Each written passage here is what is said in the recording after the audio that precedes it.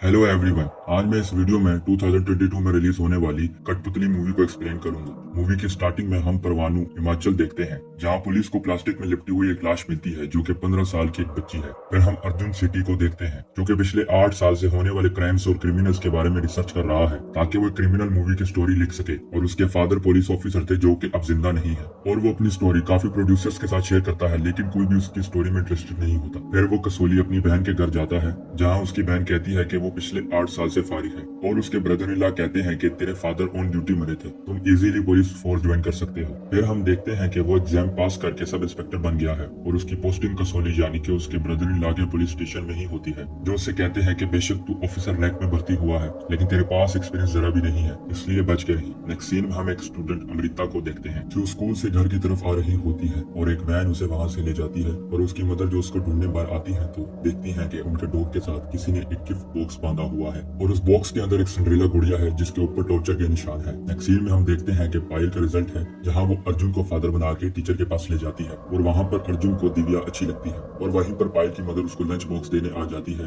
और वहीं पर पायल का सारा भांडा फूट जाता है। फिर अर्जुन दिव्या को देख लेता है और उसके पीछे जाने लगता है, और दिव्या कहती है कि तुम्हें नहीं पता कि स्टॉकिंग एक क्राइम है। और वहाँ एक बच्ची दिव्या से मिलती है जो कि सुन नहीं सकती, और अर्जुन दिव्या से पूछता है कि ये कौन है, और दिव्या कहती है कि ये उसकी भांजी है। नेक्स्ट सीन में हम अर्जुन को देखते हैं, जो कि उस डॉल के फोटोग्राफ को देखता है, क्योंकि वो पिछले कई सालों से क्रिमिनल्स पर सर्च कर रहा होता है, तो वो एक फाइल रेडी करता है इस क्राइम से रिलेटेड। फिर हम देखते हैं कि पुलिस वालों को इस केस से रिलेटेड एक सस्पेक्ट मिलता है, जो कि 19 साल का है। वो कहता है कि 2 बार उसको प्रपोज करने की कोशिश की, और एक दिन बस गुस्से में आके उसने मारने की धमकी दी थी। फिर अर्जुन एसएचओ मैम को बोलता है कि इस लड़के का उस केस में कोई लेना देना नहीं है, ये किसी सीरियल किलर का काम है। और वो ये भी कहता है कि परमाणु में भी ऐसा केस देखा गया था, और उस लड़की की लाश भी किडनैप होने के 2 दिन बाद मिली थी, लेकिन उसकी बात पे कोई यकीन नहीं करता। और वही होता है कि उन्हें अमृता की बॉडी मिलती है, और उसका मर्डर भी सेम टू सेम वैसा ही किया गया था। फिर अर्जुन परमाणु जाता है और उस मर्डर केस की इन्फॉर्मेशन इकट्ठी करने लगता है, क्योंकि जब भी कोई लड़की किडनैप होती थी तो वो किलर एक बॉक्स में डोर को रख के चला जाता था, लेकिन परमाणु वाले केस में डोर नहीं मिली थी। और जब वो खोज लगाता है तो पता चलता है कि उस केस में डोर मिली थी, लेकिन गार्ड ने उसको लॉस्ट बॉक्स में रख दिया था। फिर हम मैथ्स टीचर को देखते हैं, जो कि स्टूडेंट्स को पढ़ा रहे हैं, और पायल भी वहाँ पढ़ने आती है, और वो सर एक बच्ची को ब्लैकमेल करके सेक्सुअल हरासमेंट करता है। फिर हम कोमल के पेरेंट्स को देखते हैं कि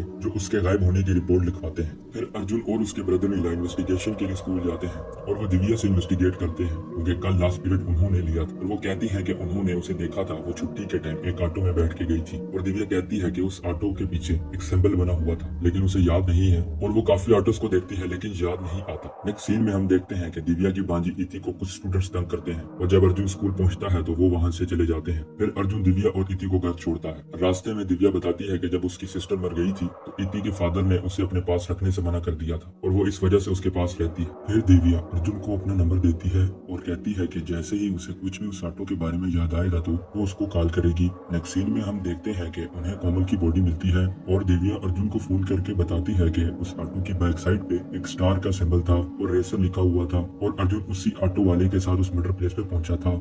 और अर्जुन उस ऑटो वाले को पकड़ लेता है और इन्वेस्टिगेट करता है, और वो बताता है कि जो भी लड़की उसके ऑटो में अकेली बैठती थी उसकी टिप वो मैथ्स टीचर तोमार को देता था। और जब पुलिस उसके घर में छापा मारती है तो उन्हें कोमल का बैग भी मिलता है, और वो स्कूल जाते हैं उस टीचर को पकड़ने के लिए। दूसरी तरफ हम देखते हैं कि वो पायल को ब्लैकमेल करके सेक्सुअल हरास करने की कोशिश करता है, लेकिन वहीं पर अर्जुन आ जाता है और वो उसे इन्वेस्टिगेट करने लगता है, और वो उसे बताता है कि कोमल की टिप उसे ऑटो वाले से मिली थी। और रास्ते में कोमल को मैथ्स टीचर की बुक के बहाने अपने घर ले जाते हैं, और जब वो उसे पानी में कुछ मिला के देने लगते हैं तो कोमल देख लेती है और वो भाग जाती है, लेकिन जब वो बाहर जाते हैं तो उसे वो कहीं भी नजर नहीं आती। नेक्स्ट हम देखते हैं कि पायल की बर्थडे होती है, और वो सेलिब्रेट कर रहे होते हैं कि अर्जुन को कॉल आती है कि मैथ्स टीचर तोमार ने एक पुलिस वाले को गन पॉइंट किया हुआ है। और जब एसएचओ मैम समझा रही होती है तो तोमार उन्हें गन पॉइंट करके लिफ्ट के अंदर ले जाता है, और अर्जुन पहले से ही उस लिफ्ट के अंदर होता है और वो तोमार को मार देता है। तभी अर्जुन को कॉल आती है कि पायल गायब हो गई है, और उनके घर भी वो गिफ्ट बॉक्स आता है जिसके अंदर डॉल होती है। और वो इन्वेस्टिगेशन और सर्चिंग करते हैं, लेकिन उन्हें कुछ भी नहीं मिलता, और उन्हें ढूंढते हुए 2 दिन गुजर जाते हैं, और वो सीरियल किलर किडनैप करके 2 दिन के अंदर ही सस्पेक्ट को मार मार देता था। और जब अर्जुन अपने ब्रदर इन लॉ की गाड़ी के ट्रंक को देखता है तो पायल की लाश उसमें होती है और अर्जुन के ब्रदर इन लॉ उसे कहते हैं कि तू गाड़ी लेके पुलिस स्टेशन जा, और वो अर्जुन की बहन को कुछ भी नहीं बताते